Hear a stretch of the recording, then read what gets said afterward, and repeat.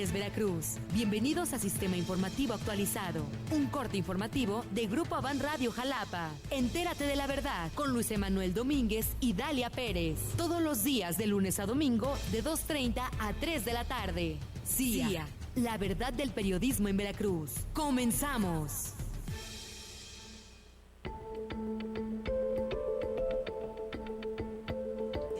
Oigan, espérenme, ya aquí ya se adelantó, ya escucharon la voz de la doctora Mireya Toto. Ella, por demás disruptiva, es su sello personal. Y por eso la hemos invitado para este programa especial que preparamos desde CIA con profundo compromiso social con las mujeres en este 8 de marzo, 8M, Día Internacional de las Mujeres. Y que sepan que no solo será este espacio, mañana y durante la semana tendremos amplias y profundas conversaciones sobre la situación de las mujeres en Veracruz, en México, en el mundo. Hay avances, hay retrocesos, ¿qué está sucediendo?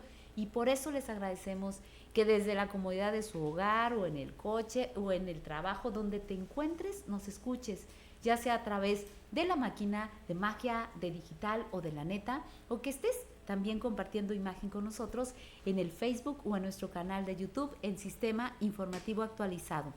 Yo soy Dalia Pérez, comenzamos en este momento. Bueno, ya continuamos porque la doctora Toto ha sido una actora fundamental de muchas de las historias que nos han llevado al aquí y al ahora. Hicimos recientemente pues una recapitulación virtual, muchas mujeres, de qué ha sucedido desde Beijing a 30 años, pero antes, y hay que rebobinar, que no se nos olvide, primero fue México en el 75. Así es. Venga, desde allá para acá. Bueno, esa fue la primera conferencia de Naciones Unidas sobre la mujer. Yo no residía en el país en esa época, pero independientemente de eso, obviamente fue un antes y después, porque tanto para el ámbito nacional como en general, ese primer paso fue importante para visibilizar la condición de la mujer. O sea, Naciones Unidas determina ese año como el año la Conferencia Internacional de la Mujer, que da, digamos, ya origen a una serie de medidas internacionales para visibilizar la situación de la mujer. Creo que a partir de ese momento, en lo que atañe a nuestro país, pues empiezan a hacer modificaciones formales en la ley, en el texto de la ley, lo que obviamente no es suficiente.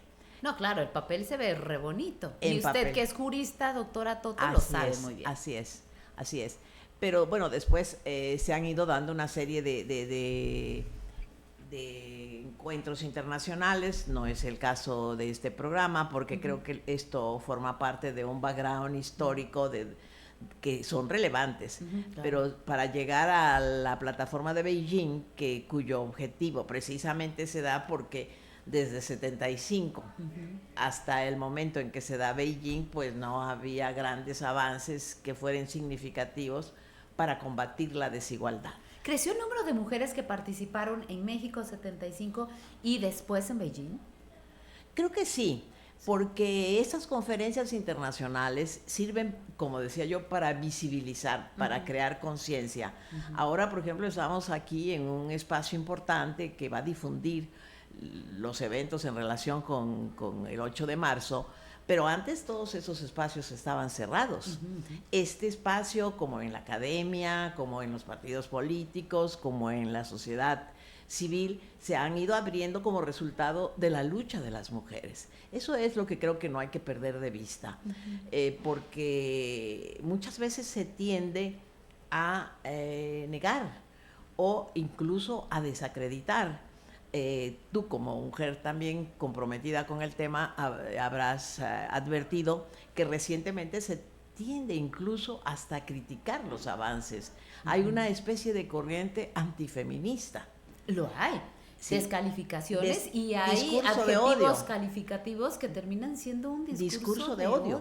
Es un discurso de odio. Incluso revertir conceptos como la igualdad de género, es decir, que el feminismo es una perspectiva para observar la realidad y ahora decir y trastocar ese concepto y colocarlo en un lugar completamente distinto y decir que es una ideología de género y meter en ese gran combo a las mujeres y la lucha histórica cuando solo se busca igualdad. Así es, pero además hay toda una intencionalidad. Claro. Toda para nuevamente hacer que haya un retroceso después de todos estos tiempos pasados, documentos, luchas, una gran efervescencia, porque hubo un momento de una gran efervescencia en donde, si observamos, lo principal, lo que visibiliza es la participación en las calles. En las calles, y que lográsemos articularnos, mujeres. Yo conozco a la doctora Mireya Toto y te estoy profundamente agradecida y quiero hacerlo, este agradecimiento al aire, porque tú has sido impulsora de varias de nosotras. A veces no se ve tu mano o no se sabe, pero tú nos propones, tú estás ahí para construir estas redes, y a ti te tocó desde el escritorio construir, por ejemplo, el escenario favorable para que se creara el primer Instituto Veracruzano de las Mujeres, impulsar a una mujer brillante como Marta Mendoza, el que yo pudiese estar como vocera de un acuerdo para la gobernabilidad. Y fue un momento virtuoso, porque juntas en esa época, estamos hablando 2007, 8, 9, 10, que se dieron pasos agigantados. Así es. Pero bueno, quiero señalar que en efecto, desde el escritorio, en mi estancia en Veracruz, he sido, aparte de académica, militante comprometida con las causas de género. Feminista al mil. Esto lo quiero señalar porque he militado tanto en Francia, en Italia, en México, después cuando regreso de mi educación en Europa, de mis estudios. Especialista en derechos humanos, viviste en Francia, y así que es la cuna de los derechos humanos. Así es, exactamente. Por eso en esas épocas del 75 yo no residía en el país, por eso señalé al inicio. Ahora bien, a nivel de estas experiencias hemos detonado acciones como precisamente en el 75 el Tribunal Internacional de Crímenes contra la Mujer, del cual Simone de Beauvoir, un referente para la lucha de las mujeres, dijo que la historia de las mujeres se medía antes y después del tribunal. Ahí una servidora fue coorganizadora junto con feministas europeas y de Estados Unidos, y sesionó en Bruselas. El referente fue un poco el modelo del tribunal de Nuremberg, que había que hacer denuncias para que la sociedad, el mundo se enterara de lo que pasa con la violencia, por ejemplo, contra las mujeres. Pero hablamos de denuncias públicas, movimientos visibles, por eso hablabas de la importancia de la participación en calles, como importante también la participación en la academia. Hemos construido, por ejemplo, también en el ámbito de las universidades, programas de estudio de género que luego se convierten en centros de estudios de género, porque se trata precisamente de vehicular la experiencia en la inmediatez. Por ejemplo, nosotras decíamos cuando iniciamos con Esperanza Brito, que en paz descanse, está todavía Nilu Elías, ellas eran mujeres con una gran trayectoria en medios, por cierto, y yo recién regresaba, empezando a trabajar con Sara Lovera, estaba Marta Lamas, Marta de la Lama. Que siguen estando. Bueno, Alaide Fopa me tocó todavía, me invitó al primer número de FEM, yo recién regresando de estudios. Entonces todo eso cuenta, Dalia, como cuentan estos espacios. Bien, y quisiera darle un espacio a Brenda Caballero. Ella es una compañera columnista, Números Rojos se llama su columna, y ha hecho un recuento para CIA y para todo el público de la situación de las mujeres en Veracruz en los últimos momentos. Enero 3, Dulce Carolina desaparecida y asesinada. Enero 5, Alondra asesinada en su domicilio. Enero 8, Ariadna desaparecida y asesinada. Enero 24, María Eugenia asesinada por su exyerno. Enero 26, Margarita asesinada por su exesposo. Enero 29, Sandy empresaria levantada y asesinada. Febrero 4, Antonia asesinada por su hijo. Febrero 13, Miguelina asesinada a balazos. Febrero 17, Reina Abigail violentada y asesinada.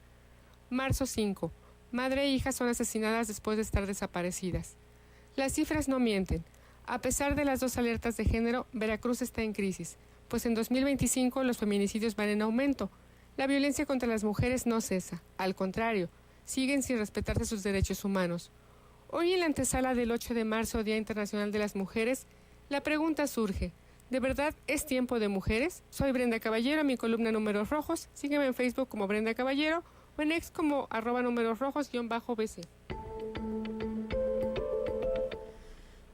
Doctora Mireya Toto, estamos conversando contigo, especialista en Derechos Humanos, jurista, investigadora del Instituto de Investigaciones Jurídicas de la Universidad Veracruzana, nuestra máxima casa de estudios, feminista, pero ya podría, no sé si te me ofendas, yo ya te llamaría una feminista histórica en el estado de Veracruz, y desde antes, ¿no? Desde antes, porque bueno, vienen nuevas generaciones, se hacen otras cosas, otras movilizaciones, pero estos números que nos acaba de dar Brenda Caballero, si los contraponemos, los contrastamos con esta narrativa de que pues ya que buscamos las mujeres y ya tenemos paridad numérica, si ya podemos salir a las calles, vestirnos, hacer lo que queremos, pero hay un recrudecimiento del número y de la forma en que son violentadas las mujeres. Así es, escuché esos números, en efecto son impactantes, indignantes además, en efecto, porque después de tantos años podríamos pensar que habría resultados. Lamentablemente se ha incrementado, completamente cierto lo que señala Brenda, y además toda la cifra que no conocemos por falta de denuncia, eso no hay que perderlo de vista, porque se ha incrementado, se ha recrudecido la violencia contra las mujeres porque hay un retroceso en los derechos humanos de las mujeres, porque no hay una eficacia en las instancias que se han creado, porque se han creado instituciones. En efecto, podríamos decir que desde el punto de vista formal se reformaron leyes, casi todos los países, un 88% de países generaron leyes para combatir la violencia contra las mujeres. Y eso incluye México y Veracruz. Pero por supuesto, y en el papel. Pero pasemos esto a la práctica, es ahí donde hay un retroceso fundamental, porque hay una falta de coordinación institucional, hay barreras burocráticas y hay a veces, en gran medida, una falta de voluntad política, una falta de conciencia y de preparación de todo el recurso que interactúa. No hay articulación en las instituciones, por ejemplo, de las fiscalías, que es el primer paso para iniciar las denuncias. Y tenemos también todo este agravio contra las niñas, sí, que también vemos que están las alertas de violencia de género, que está también la alerta Amber y demás mecanismos que resultan ya insuficientes porque se han burocratizado. En efecto, Brenda mencionaba 2 alertas de género, pero nadie las atiende. No hay un mecanismo institucional. No hay un mecanismo institucional, los municipios involucrados, no hay seguimiento en los mismos. Entonces, porque además uno pensaría que los ayuntamientos, los municipios involucrados están muy alejados. Estamos hablando de Jalapa, estamos hablando de Veracruz, estamos hablando de zonas las urbanas, grandes ciudades. Ahora imaginémonos en la sierra o en otros que es lugares. donde fundamentalmente opera este factor de que no hay denuncias y entonces no alcanzamos a dimensionar la realidad que viven las mujeres. Y en Veracruz me tocó echar a andar las agencias especializadas, en aquel momento se llamó en delitos contra las mujeres. Y hicimos un programa piloto en ese momento. Vamos a hablar ahorita de regreso sobre este programa piloto de regreso a radio. Vamos a estar 3 minutos con nuestros seguidores en las redes sociales, pero volvemos a esta conversación sobre el 8M, Día Internacional de las Mujeres, una reflexión en voz alta con la doctora Mireya Toto Gutiérrez. CIA, la verdad del periodismo en Veracruz, con Luis Emanuel Domínguez y Dalia Pérez. Regresamos.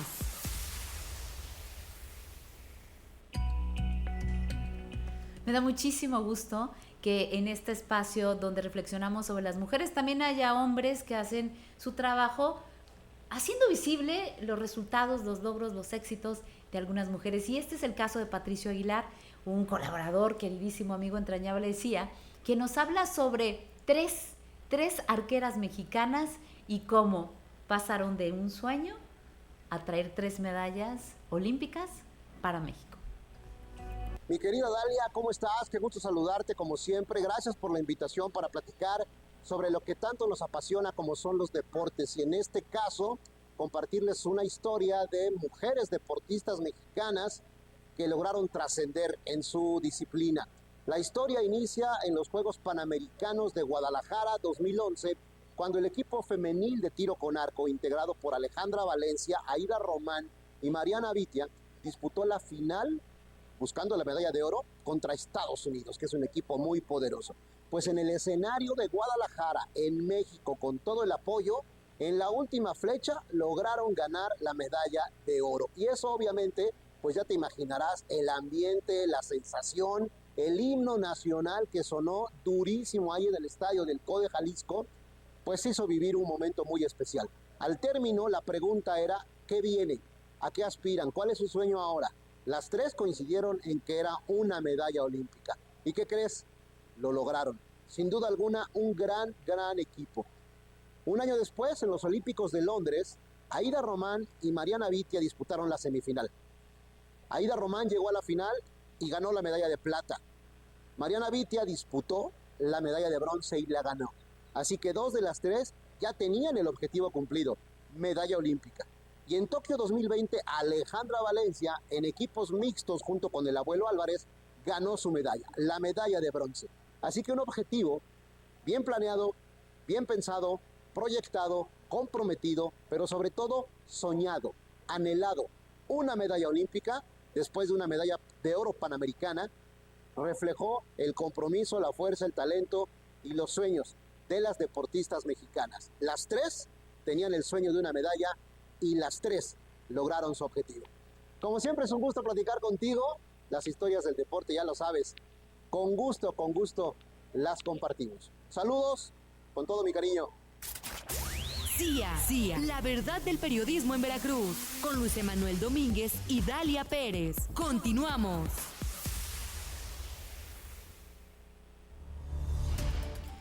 Gracias por continuar en esta transmisión especial de CIA, una edición que dedicamos al 8M, Día Internacional de las Mujeres, para reflexionar, para compartir. Y yo quiero retomar la conversación con nuestra invitada, la doctora Mireya Toto Gutiérrez.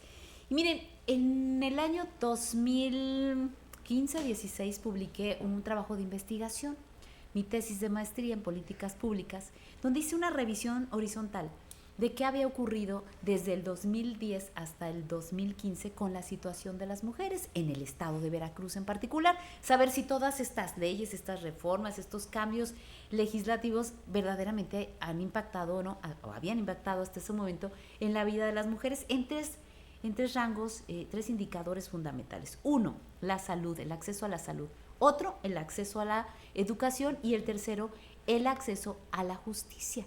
Y resulta que estos primeros 2 indicadores, el acceso a la salud y a la educación, sí habían registrado avances para las mujeres veracruzanas, no así el acceso a la justicia. Pero esto fue hasta 2015, ya han pasado 10 años más, ya estamos en 2025. ¿Cómo está el acceso a la justicia para las mujeres veracruzanas? Rápidamente, tienes toda la razón. En los 2 primeros, voy a hablar de la justicia, pero en los 2 primeros, salud y educación, hay un retroceso muy grande. También. Muy grande. Década. Hay un retroceso de derechos muy grandes y a medida en que se restringe el Estado de Derecho y tenemos políticas verticales, se van a restringir los derechos. Eso hay que conocerlo y concientizarlo. Se dice que tendríamos la contrarrevolución vendrá con un recorte de derechos, porque finalmente el feminismo es un movimiento revolucionario. Dicho rápidamente, para salud y educación, vemos cuáles son los resultados, vemos que hay desabasto de medicamentos, no hay los programas de mujeres para atención de cáncer y demás. A ver, aquí nos han denunciado en un par de ocasiones una misma paciente en el mes de octubre y ahorita en este mes de marzo precisamente iniciando, 2 cirugías canceladas, una mujer de 70 y tantos años que ya, pues siempre no, señora, regrésese a su casa, con la mano y le programaron. Pero hay gente que tiene años, meses esperando no solo una cirugía, sino un estudio. Y eso es en toda la República, recientemente. Ahora, tenemos en el incremento, por ejemplo, de la violencia contra las mujeres y las niñas, ha incrementado en más de un 50%. El acceso a la justicia. El acceso a la justicia es algo muy lamentable en relación con la situación de la mujer, porque se ha visto también obstaculizado porque es un problema estructural. Y esto me lleva rápidamente a hablar. Cuando hablamos de la llamada reforma judicial, hablaríamos de una reforma si hablamos de cambios estructurales.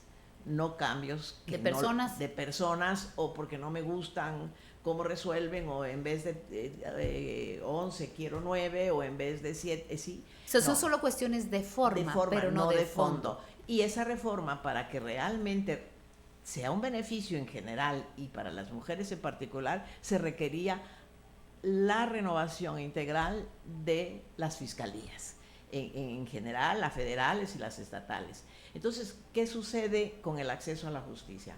Voy a poner un ejemplo muy rápidamente.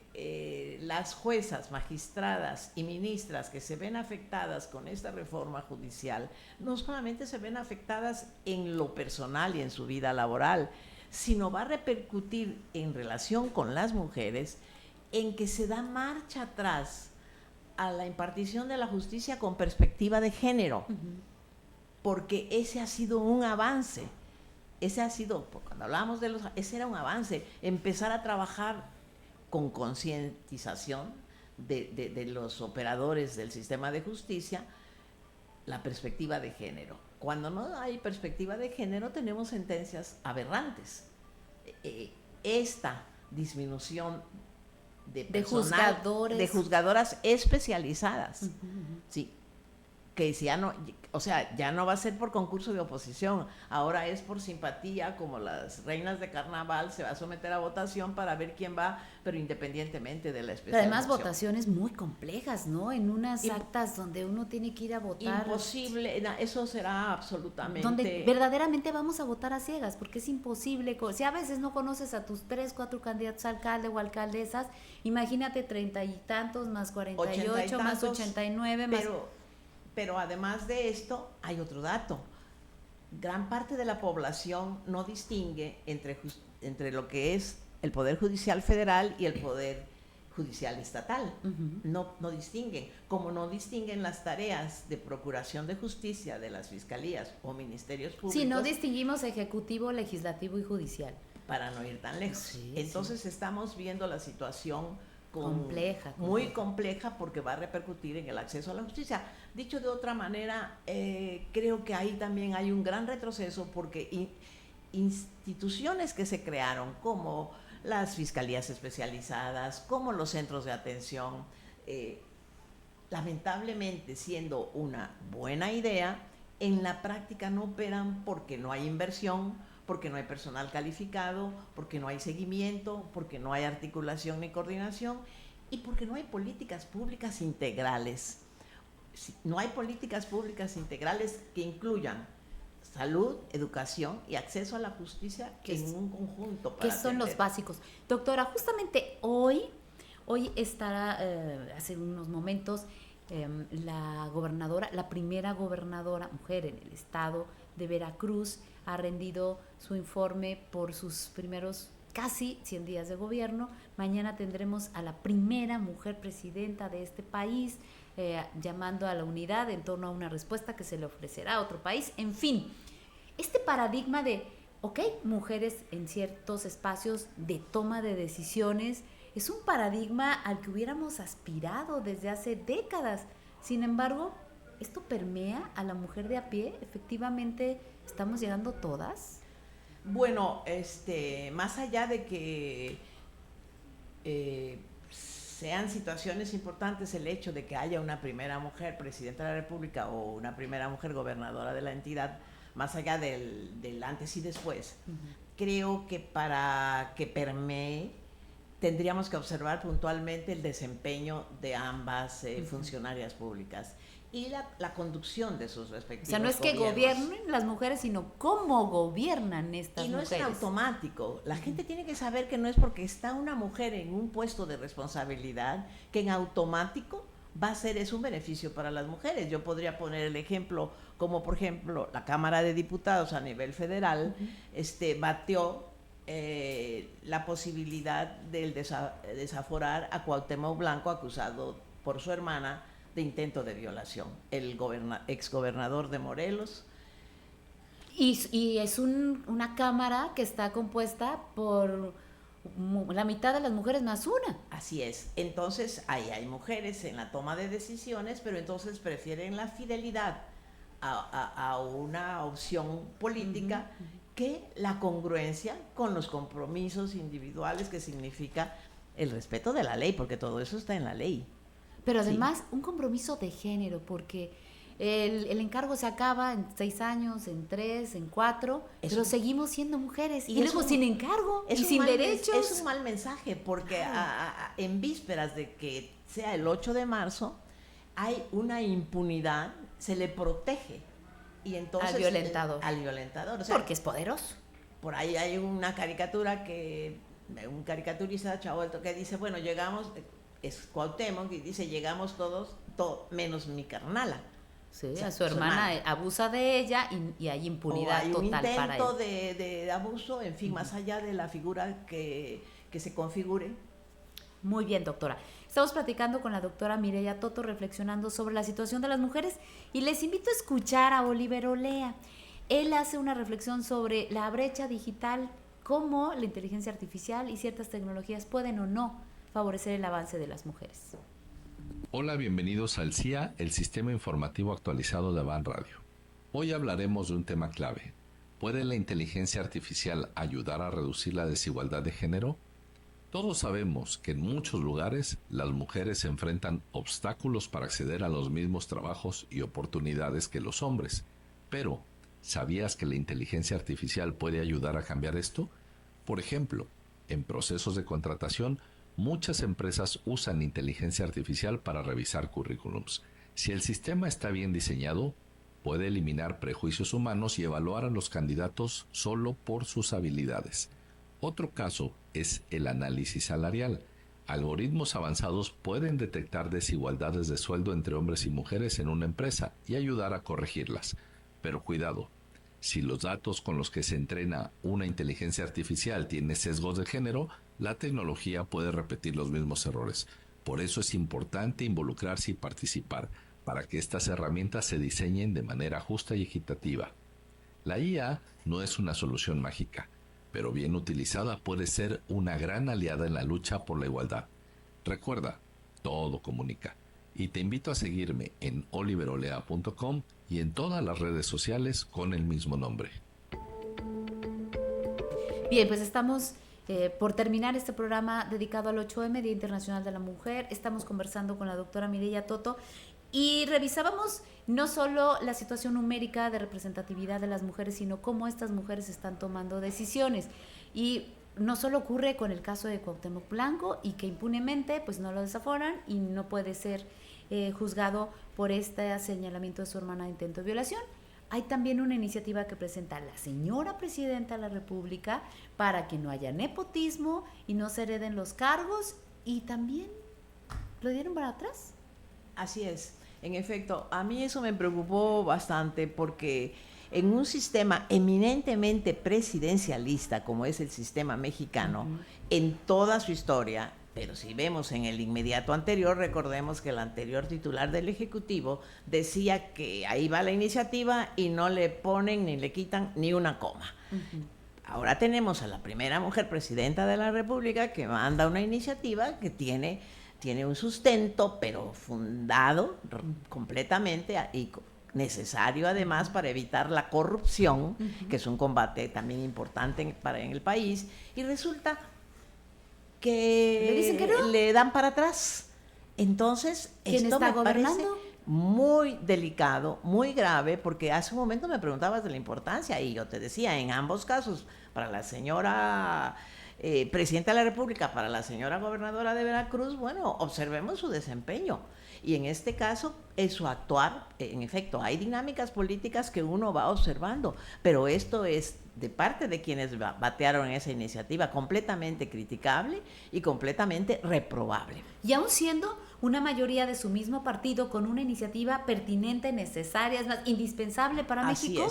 Así es. ¿Y por qué la frenan? Así es. Y en el caso de Veracruz, observamos también en el caso de la gobernadora que hay, lo hemos visto en decisiones, he observado, a mí me interesa mucho el papel que se tome las políticas públicas en relación a la atención de los derechos de las víctimas, una empatía con las víctimas. Esperemos que se traduzca realmente en cambios estructurales para una atención adecuada a las víctimas de Veracruz. Ningún tiempo es suficiente para reflexionar sobre la situación de las mujeres, y menos con una mujer tan preparada, tan informada y que tiene tanto que decir. Mireya, te dejo la invitación abierta. Continuemos esta conversación en otro día dentro del mes de marzo o en el mes que gustes, que dispongas. Gracias por estar con nosotros a través de las estaciones que se enlazan en Grupo Avan Radio. Yo soy Dalia Pérez y les voy a dejar, antes de irnos y después de agradecer a Darío Casarín, a Alexis Torres, a Carlos Vargas y a usted por su atención, les voy a dejar con Ivana Carvajal desde el puerto de Veracruz, que nos hace un llamado hacia las diferentes movilizaciones y marchas que va a haber en el territorio veracruzano. Nos escuchamos mañana. Gracias, Mireya. Gracias por la invitación. Hola, soy Ivana Carvajal y en este espacio quiero hacer un llamado para que todas las mujeres nos reunamos para luchar por nuestros derechos. En Jalapa el punto de encuentro será en la explanada del Teatro del Estado a las 4 de la tarde. En Veracruz, Puerto, el punto de encuentro es en el Parque Zamora a las 4 de la tarde. Y en Boca del Río el punto de encuentro es en Plaza Dorado a las 5 de la tarde. En esta ocasión yo me uno al contingente ecofeminista en la Ciudad de México, donde también estaremos pidiendo justicia climática. Las mujeres queremos proteger al medio ambiente, a los animales y a todos los que no pueden alzar la voz como nosotros hoy. Este contingente será pacífico, separatista e incluyente. No solo se trata de decir que no a lo que nos oprime, también se trata de construir un mundo mejor para quienes lo habitamos. Sigamos construyendo la justicia ambiental y social. Ese es el llamado de las mujeres hoy. CIA, la verdad del periodismo en Veracruz. CIA, te seguiremos informando en la siguiente emisión, todos los días de lunes a domingo de 2:30 a 3 p.m. en todas las plataformas y frecuencias de Grupo Avan Radio.